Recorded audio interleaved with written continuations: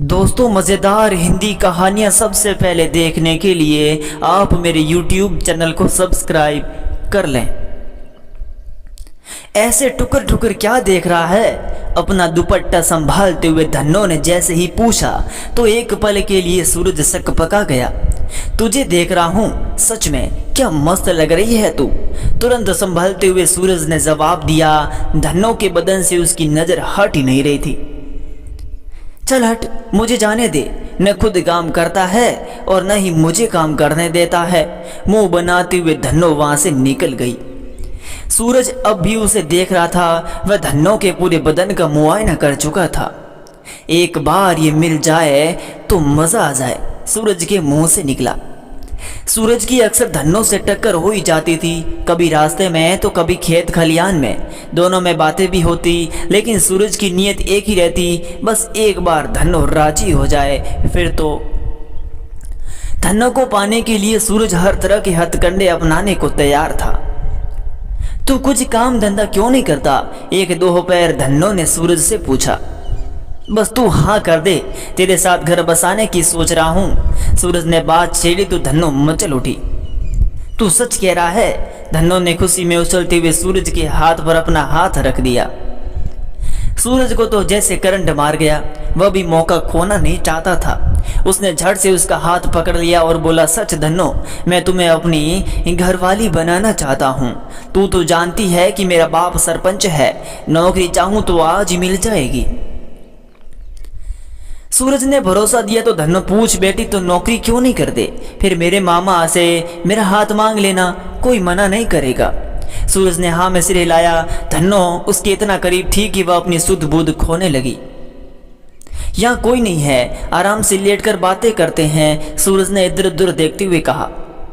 मैं सब जानती हूँ, तुम्हारे दिमाग का क्या भरोसा, कुछ गड़बड़ कर बैठो तो। धन्नो ने तपाक से जवाब दिया।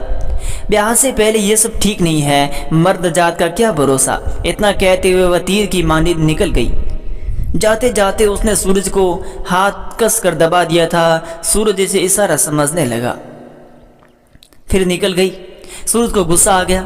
उसे पूरा भरोसा था कि आज उसकी मुराद पूरी होगी, लेकिन धन्नो उसे गच्चा देकर निकल गई। अब तो सूरज के दिलो दिमाग पर धन्नो का नशा बोलने लगा।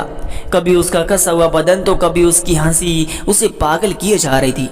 वैसे तो वह अपने सपने में कई बार धन्नो को पा चुका था, लेकिन हकीकत में उसकी ये हसरत अभी बाकी थी।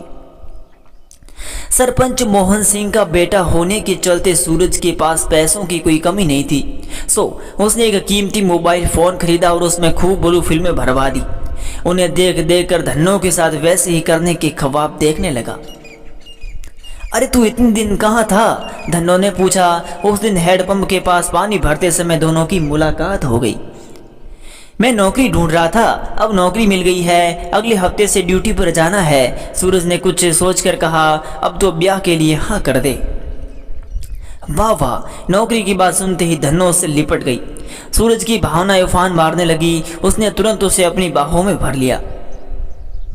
हाँ कर दे, और कितना तरसाएगी? सूरज ने उसकी आंखों में आंखें डालकर पूछा। तू गले में माला डाल दे, मांग भर दे, फिर जो चाहे करना। सूरज उसे मनाने की जी तोड़ कोशिश करने लगा।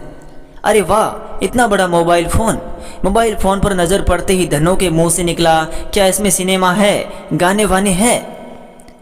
बहुत सिनेमा है, तू देखेगी तो चल उस झोपड़े में चलते हैं, जितना सिनेमा देखना है देख लेना। सूरज धन्नो के मासल बदन को देखते हुए बोला तो वह उसके काले मन के इरादे नहीं भाप सकी।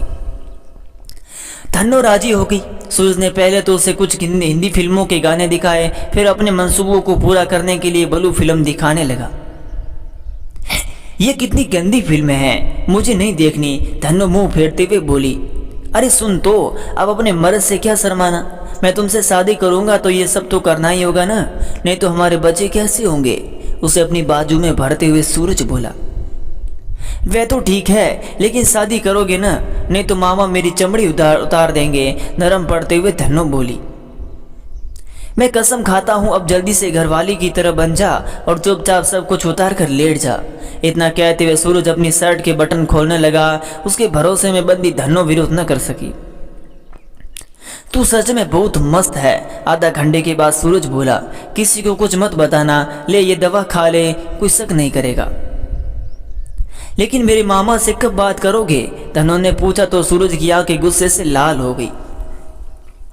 देखो मजा मत खराब कर, मुझे एक बार चाहिए था, अब ये सब भूल जा, तेरा रास्ता अलग मेरा रास्ता अलग। जाते जाते सूरज ने कहा तो धनो पर जैसे बिजली टूट गई। अब धनो गुमसुम सी रहने लगी, किसी बात में उसका मन ही नहीं लगता। अरे तेरे कपड़े पर ये खून के दाग कैसे? एक दिन मामी ने पूछा तो धनो को जैसे सांप सूंघ गया।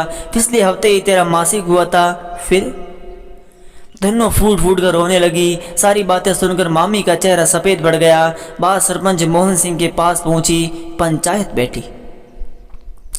मोहन सिंह के कड़क तेवर को सभी जानते थे, उसके लिए किसी को उठवाना कोई बड़ी बात नहीं थी।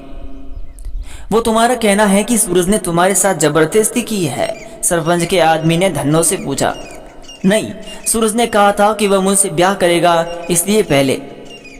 नहीं, मैंने ऐसा कोई वादा नहीं किया था, सूरज ने बीच में टोका। ये झूठ बोल रही है।